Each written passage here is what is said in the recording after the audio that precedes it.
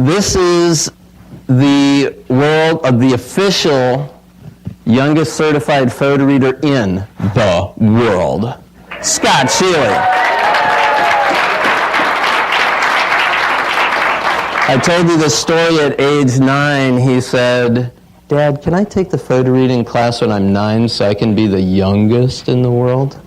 So he's been enjoying the use of it through his scholastic career. He's actually been encouraged to write the book for young people in photo reading. Would that be cool? He's had offers from 2 publishers here and in the UK, so it's pretty exciting.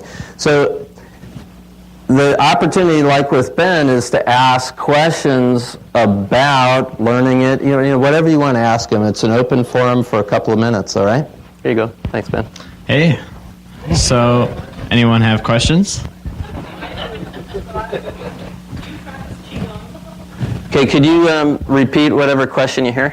Yeah, I was asked if I practice Qigong, and I'm not sure on a lot of the principles of Qigong, but I do believe in the strength of energies. So whenever I can, I do try to feel my energies, center my energies to get the most out of all of my endeavors. I do practice relaxation, if that's what you're asking. Okay. Scott, if you want to design a course to teach 9, 10, 11-year-olds, how would it be different than normal photo reading course? I was asked what I would do to make a course for 9, 10, 11-year-olds and how it would be different. And the way it would be different is I feel that that age group really needs to work with the idea of confidence in their photo reading. That's the one thing that keeps a lot of them from learning. So if they can get over that barrier, then they'll take in a lot of the processes a lot easier. I know you don't want to lose your status as the youngest, but do you think that kids can learn younger than 9, and do you base it on age or on their current reading ability?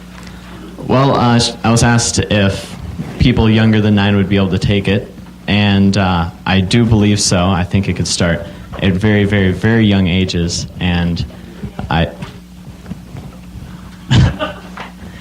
do believe that that will happen someday. If it's not photo reading, it will be other principles to teach them. And I've heard of studies done where they pick all these things up. They do take all these experiences in, so for sure they'd be able to understand it. There's no doubt about understanding, and I'm sure it would help them. Yeah. What's the youngest age that you'd recommend? I would recommend right around the age of 5 or 6. Excellent.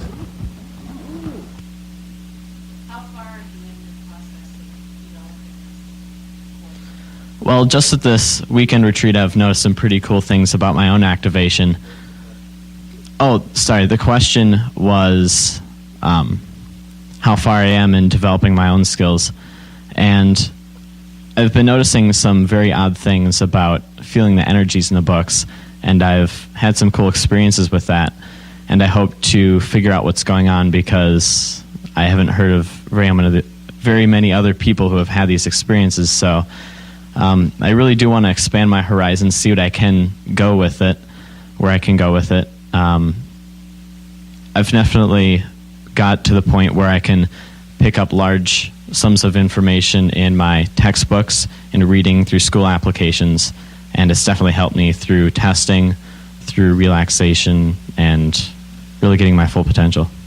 I need to do the proud dad brag on the kid thing here for just a sec, because I do want to acknowledge that not only is he active in scouting, he's been the senior patrol leader, he's working on his Eagle Scout. He is a student athlete doing 3 sports at high school now as a freshman. He skied for the varsity Nordic ski team, cross-country ski team, and he's a 4.0 student in high school. So just to give you some perspective, kids really do complain about being overly busy. He relies on these techniques, relaxation, mental focus, to manage a very busy life, and we know what kind of opportunities there are for kids today. And as parents, we really want to make them available, but we see them burning out.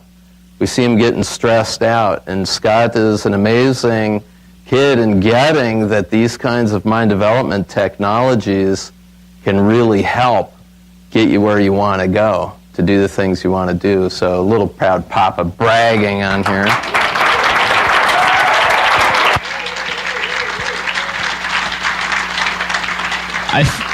I figured that life is about living, so why not learn how to live? You know?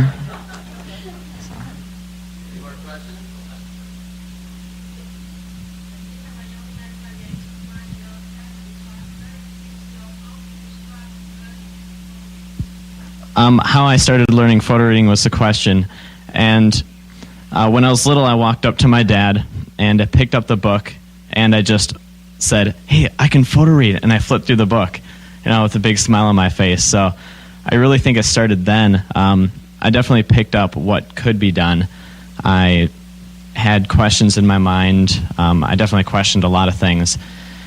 And when I seed and heard of the stories of famous people around the world enhancing their lives and everyone around them, I really wanted to get into it. Scott attended an adult program. There was a room full of adults. Were you the only child in the room? Yeah. And I'm telling you, people loved his presence there.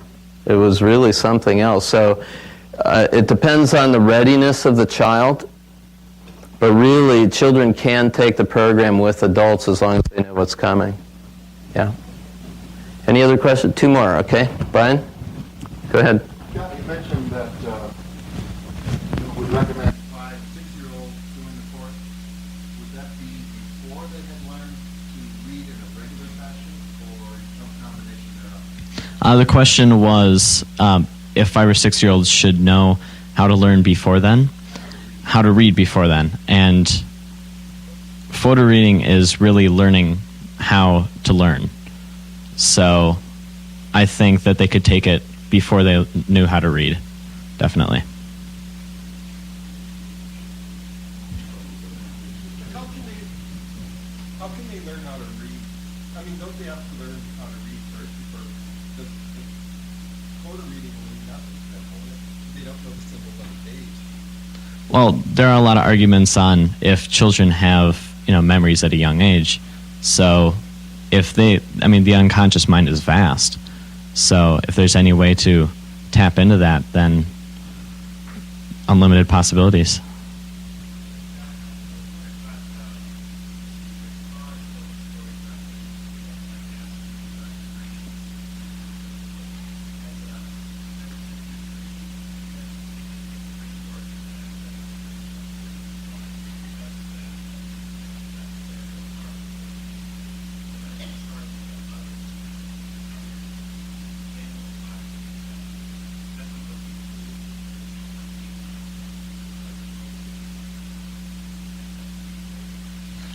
So are you asking about my dreams or about...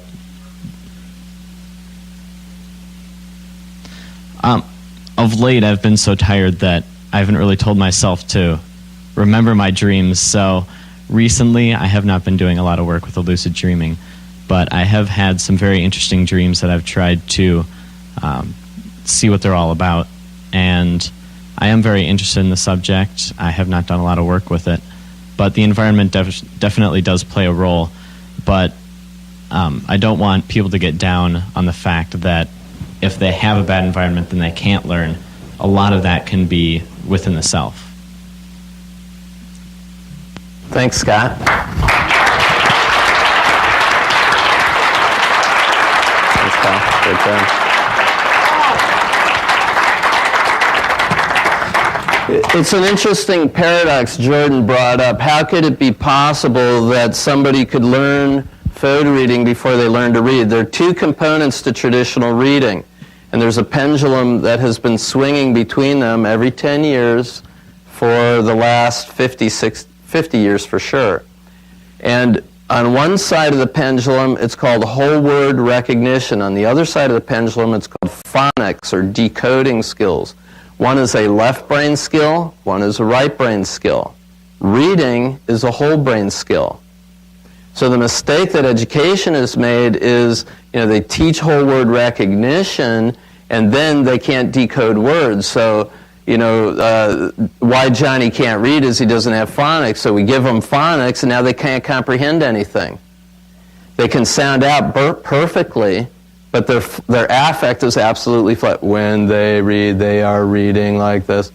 There's no whole brain activity in it. And so what we want to do is we want to get a whole brain approach. I think that whole brain approach, like Scott says, that whole brain approach ought to be started from the get-go.